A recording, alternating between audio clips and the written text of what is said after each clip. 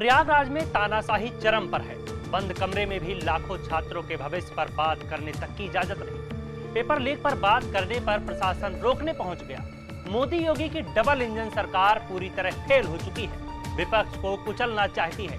ये ट्वीट करते हुए संजय सिंह ने एक वीडियो भी पोस्ट किया, जिसमें साफ दिख रहा है कि एक मीटिंग हॉल में संजय सिंह लगातार हो रहे पेपर लीक मामले पर चर्चा कर रहे थे। तभी वहां पुलिस उन्हें डिटेन करने पहुंच जाती है। पुलिस के द्वारा इस चर्चा को रोक दिया जाता है और कहा जाता है कि इस चर्चा की इजाजत नहीं ली गई है। तो सांसद संजय सिंह ने कहा, परमिशन तो सार्वजनिक जगहों के लिए होती है, कॉन्फ्रेंस हॉल में कौन सा परमिशन चाहिए?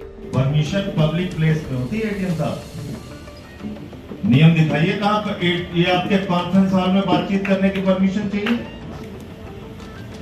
आप नियम कानून से बात करेंगे ना। कोई देश विरोधी बातचीत हो रही क्या यहाँ पे?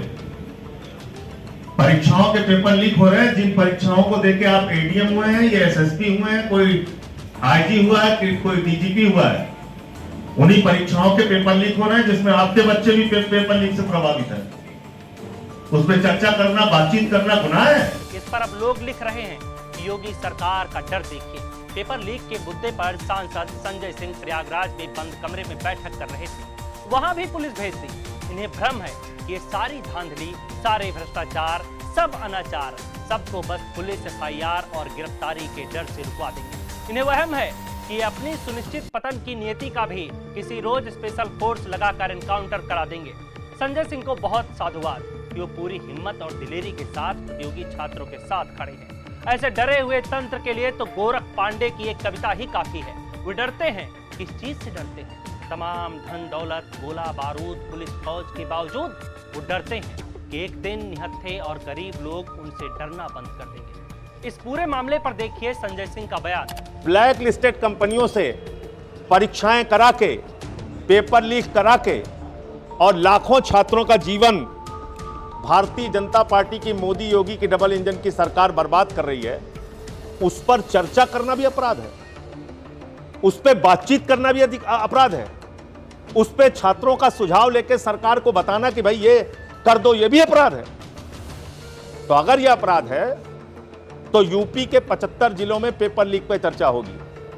और आज तो यह आंदोलन की शुरुआत हुई है, लेकिन अब इसको और विस्तार दिया जाएगा और लखनऊ में भी छात्रों को एकजुट करके सरकार का घेराव किया जाएगा। या तो छात्रों की मांगे मानो, उनकी मांगों का समाधान करो, या सत्ता से जाओ। यानी कुल मिलाकर बीजेपी सरकार परीक्षा लीक होने से तो नहीं रोक पा रही, लेकिन परीक्षा लीक होने वाली चर्चा, धरना या किसी भी तरह का प्रदर्शन जरूर रोक रही है।